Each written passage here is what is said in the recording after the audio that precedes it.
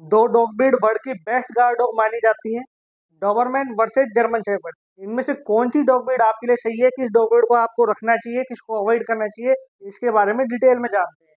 अगर आप मुझे नहीं जानते तो my name is Gaurav and I am a animal welfare officer और मैं एक एनिमल बिहेवियरिस्ट हूँ। यदि आपको एनिमल से रिलेटेड, डॉग से रिलेटेड कोई भी क्वेश्चन करना हो तो आप मुझसे पूछ सकते हैं। तो हम वीडियो को स्टार्ट करते हैं। तो सबसे पहले बात करते हैं डॉबरमैन की। डॉबरमैन जो वर्ल्ड का बेस्ट गार्ड डॉग माना जाता है। जो नॉर्मली जितने भी डॉग हैं, चाहे रॉटविलर, जर्मन शेफर्ड या बेल्जियन मेलानोई, वो कहीं ना कहीं फार्म हाउस के का प्रोटेक्शन के लिए, कैटल को प्रोटेक्ट करने के लिए, इन चीजों के लिए बने थे, ठीक है। लेकिन डॉबरमैन एकमात्र डॉग ऐसा है पूरे वर्ल्ड के अंदर जितने भी डॉग ब्रीड आती है उनमें, जो ह्यूमन प्रोटेक्शन के लिए बना था, पर्सनल प्रोटेक्शन के लिए। जर्मनी के एक टैक्स कलेक्टर थे कार्ल लुइस डॉबरमैन, जिन्होंने अपने पर्सनल प्रोटेक्शन के लिए डॉबरमैन को बनाया और उन्हीं के नाम से इस डॉग ब्रीड का नाम हुआ। दूसरी तरफ आती है जर्मन शेफर्ड। जर्मन शेफर्ड जैसे नाम से मालूम पड़ता है जर्मन की डॉग ब्रीड है, ठीक है। वहां पे जो कैटल्स होते थे, जब उनको एक साथ झुंड में रखने के लिए, उनको प्रोटेक्ट करने के लिए जर्मन शेफर्ड को काम में लिया जाता था। दोनों डॉग ब्रीड वर्ल्ड की मोस्ट इंटेलिजेंट डॉग ब्रीड में आते हैं। जर्मन शेफर्ड जो है वर्ल्ड की मोस्ट इंटेलिजेंट डॉग ब्रीड में नंबर सेकंड पे है, डॉबरमैन नंबर फिफ्थ पे है। तो काफी इंटेलिजेंट डॉग ब्रीड है, काफी क्विक ट्रेनेबल डॉग है। ऐसा नहीं है कि आपको बहुत पेशेंस रखना पड़ेगा या नहीं सीखेंगे। आप कुछ भी सिखाओगे तो क्विकली सीख भी जाते हैं और बहुत अच्छे से सीखते हैं। काफी डिफरेंट आप इनको ट्रेनिंग दे सकते हो। वर्ल्ड की जितनी भी कंट्री है उनमें आर्म फोर्स में, पुलिस में एज ए केनाइन डॉग ये काम कर रहे हैं। अब बात करते हैं कि ये डॉग किन पर्सन के लिए है।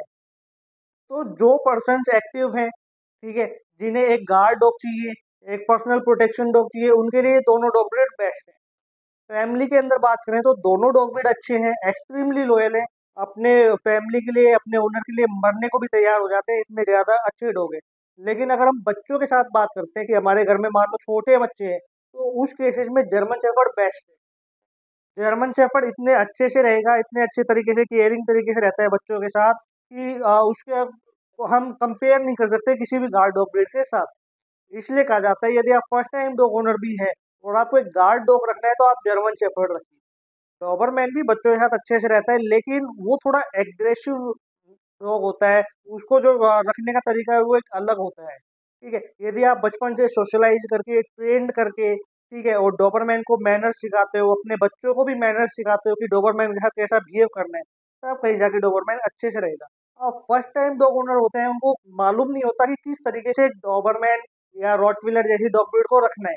तो उनसे गलती कई हो जाती है, जिस कारण डॉबरमैन या रॉटविलर जैसी डॉग ब्रीड एग्रेसिव हो जाती है, जो बच्चों को भी कहीं ना कहीं नुकसान पहुंचा सकती है। घर में थोड़े बुजुर्ग हैं उनके लिए भी प्रॉब्लम क्रिएट कर सकती है। बाकी यदि आप सही तरीके से सोशलाइज करके, ट्रेंड करके रखते हो, है ना, बचपन से उनको मैनर्स सिखाते हो, तो बहुत ही ज्यादा लॉयल है। मतलब आपके बच्चों के लिए मर जाएंगे डॉग। कोई भी जो ऐसे लोग हैं जो आपके बच्चों को नुकसान पहुंचाना चाहते हैं, उनको पास में बिल्कुल नहीं भटकने देते।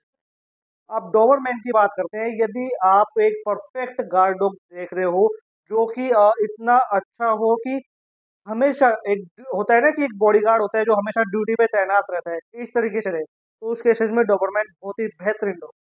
हम अच्छा बुरा नहीं बोल सकते कि डोबरमैन ज्यादा अच्छा है या जर्मन शेफर्ड ज्यादा अच्छा है, या ये बुरा है या वो दूसरा डॉग जो है वो बुरा है।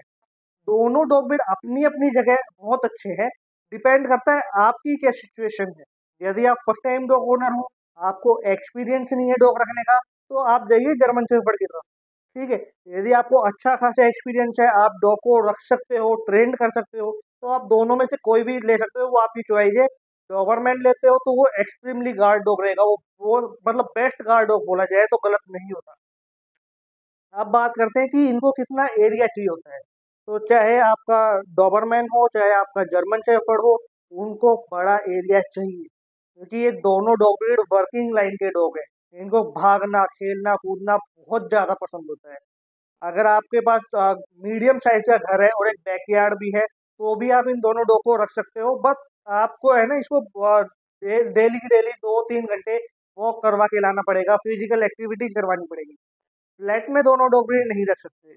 आप कुछ लोग बोलेंगे यार भैया हम तो जर्मन शेफर्ड रख सकते हैं फ्लैट में, है ना, वो डोबरमैन जितना ज्यादा एक्टिव नहीं होता। ऐसा बिल्कुल भी नहीं है। जर्मन शेफर्ड डोबरमैन की जितना ही एक्टिव है। हाँ, डोबरमैन थोड़ा ज्यादा एनर्जी लेवल होता है उसके अंदर, लेकिन जर्मन शेफर्ड को फ्लैट में नहीं रखने के और भी कई रीजन है।